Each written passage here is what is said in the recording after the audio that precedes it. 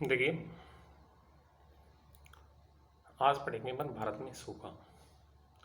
नदियों में प्राकृतिक प्रतिवर्ष आने वाली बाढ़ एक ऐसी प्राकृतिक आपदा है जो विश्व के अनेक भागों में करोड़ों रुपए की संपत्ति को निगल जाती है। और भारत की स्थिति ये भी है कि एक तरफ वर्षा की मात्रा कम पाई जाती है तो दूसरी तरफ बाढ़ की स्थिति पैदा हो जाती है। बाढ़ की स्थिति उन क्षेत्रों के अंतर्गत जब वर्षा की मात्रा बहुत अधिक आती है, तो वर्षा जब बहुत अधिक होती है तो उन क्षेत्रों में बाढ़ की स्थिति होती है, जैसे कि पश्चिम बंगाल है, बिहार है, उड़ीसा है। ये ऐसे राज्य हैं जहां बाढ़ की स्थिति हर वर्ष आती रहती है और कई लाखों लोग इस प्राकृतिक घटना से प्रभावित होता रहता है। सूखा और बाढ़ ये दोनों जो हैं वो आपस में जुड़े हुए हैं। यानी कि वैसे तो राजस्थान के अंतर्गत अगर अपन देखें तो राजस्थान के अंतर्गत हर 3 वर्ष के अंतराल पर सूखा पड़ता है और हर 3 वर्ष के अंतराल पर अकाल की स्थिति पैदा हो जाती है। भारत में जो सूखे का कारण है उसका जो सीधा संबंध है वो है मानसून की उत्पत्ति। भारत की जो जलवायु है वो मानसूनी जलवायु है और मानसूनी जलवायु जो है वो यानी कि मानसूनी हवाओं के ऊपर निर्भर करती है। भारत में मानसूनी हवाएं जो चलती हैं हिंद महासागर से चलती हैं और मानसूनी हवाओं की जो स्थिति है वो अल नीनो और ला नीनो के ऊपर निर्भर करती है। दक्षिणी अमेरिका का जो पेरू तटीय क्षेत्र है, पेरू तटीय क्षेत्र के अंतर्गत अल नीनो और ला नीनो का इफेक्ट होता है। ला नीनो और अल नीनो एक ऐसी परिस्थितियां हैं जो कि दक्षिणी अमेरिका के पूर्वी तट यानी कि पेरू के लगभग जब सामान्य से अधिक तापमान हो जाता है, तो सामान्य से अधिक जब तापमान हो जाता है तो वहाँ वायुदाब अपेक्षाकृत क्या हो जाता है, कम हो जाता है। और हिंद महासागर में उच्च दाब जो बनता है, उच्च दाब के कारण जो हवाएं चलती हैं वो इस पेरू के तटीय क्षेत्र की तरफ आकर्षित हो जाती हैं, जिसके कारण हिंद महासागर से भारत की ओर चलने वाली जो हवाएं हैं वो अपेक्षाकृत कमज़ोर हो जाती हैं। और जब अपेक्षाकृत कमज़ोर हो जाती हैं तो वर्षा की मात्रा भी क्या हो जाती है, कम हो जाती है। और यदि पेरू की तट के अंतर्गत यानी कि तापमान कम नहीं होता तो तापमान कम होता है और वायुदाब भी अधिक होता है, तो ऐसी स्थिति में हिंद महासागर से हवाएं जो चलती हैं वो उस तरफ आकर्षित नहीं होती, क्योंकि वहाँ वायुदाब ऑलरेडी अधिक होता है। और जब वायुदाब वहाँ अधिक होता है तो वहाँ से हवाएं यानी कि हिंद महासागर की तरफ से हवाएं उस तरफ आकर्षित नहीं होती, बल्कि वो भारत की तरफ चलना प्रारंभ कर देती हैं और भारत की तरफ तेज गति से चल करके वो भारत में वर्षा कर देती हैं। तो इस तरह से अल नीनो और ला नीनो का जो प्रभाव है वो भारत की मानसून की उत्पत्ति के ऊपर निर्भर करता है। मानसून जो है वो आपको स्पष्ट है ही कि मानसून का मतलब है मौसम के अनुसार हवाओं में परिवर्तन। मौसम के अनुसार जो हवाएं हैं उनमें परिवर्तन होता है, उनकी गतियों में परिवर्तन होता है। 6 महीने हिंद महासागर की तरफ से भारत की ओर चलती हैं और 6 महीने भारत की ओर से हिंद महासागर की तरफ चलती हैं। तो इसके कारण यानी कि मौसम के अनुसार हवाओं में परिवर्तन होता है और मौसम के अनुसार हवाओं में परिवर्तन होने के कारण ही इसको मानसून कहा जाता है।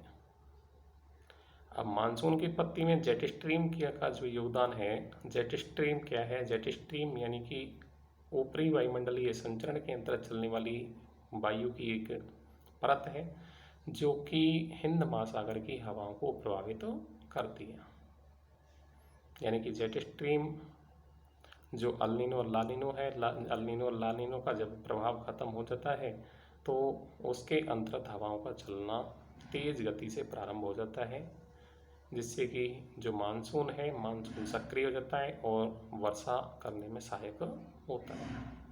जबकि दूसरी तरफ जब जेट स्ट्रीम की यानी कि जो चलने वाली हवाएं हैं उनकी गति अपेक्षाकृत कम होती है, तो ऐसी स्थिति में मानसून प्रभावित होता है।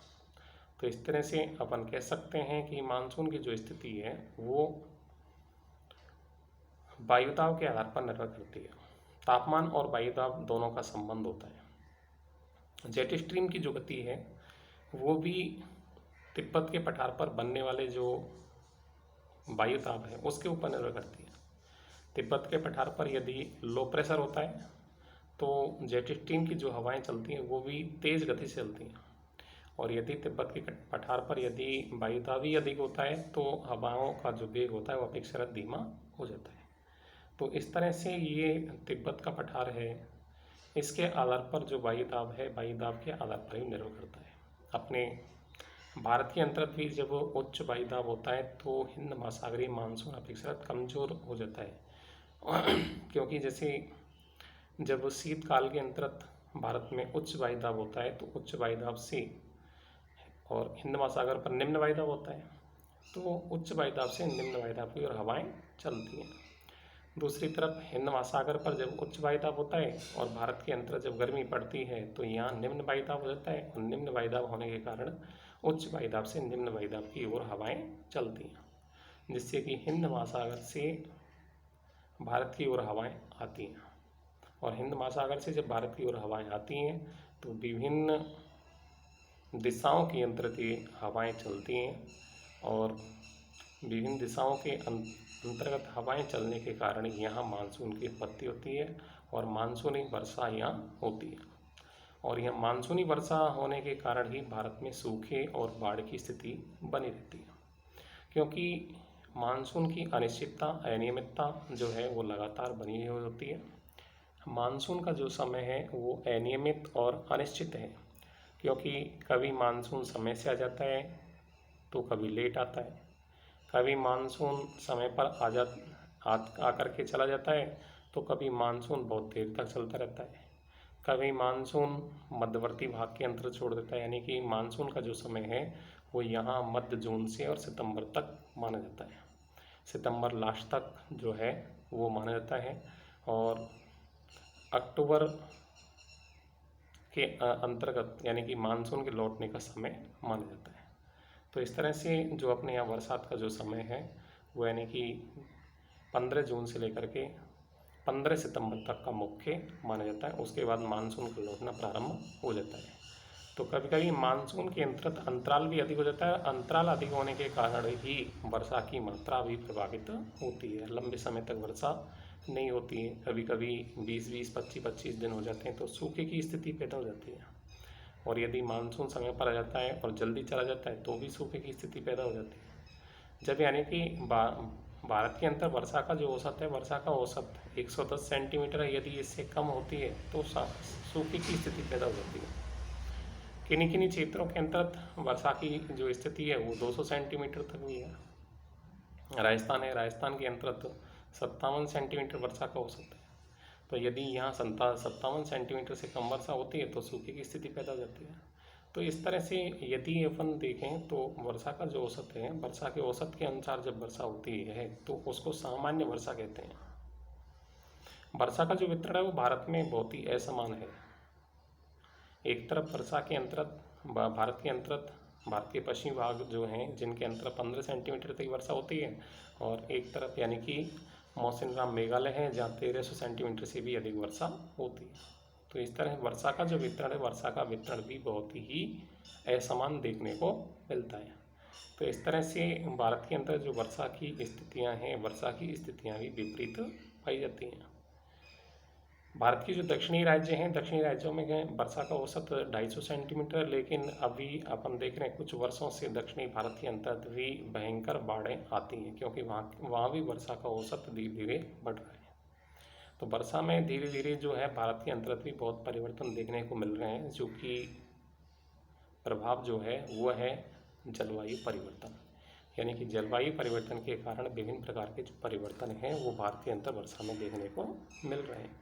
तो इस तरह से अपन कह सकते हैं कि भारत के अंतर जो वर्षा है, भारत के अंतर वर्षा में परिवर्तन देखने को मिल रहे हैं। तो इस तरह से भारत की जो जलवायु है, भारत की जलवायु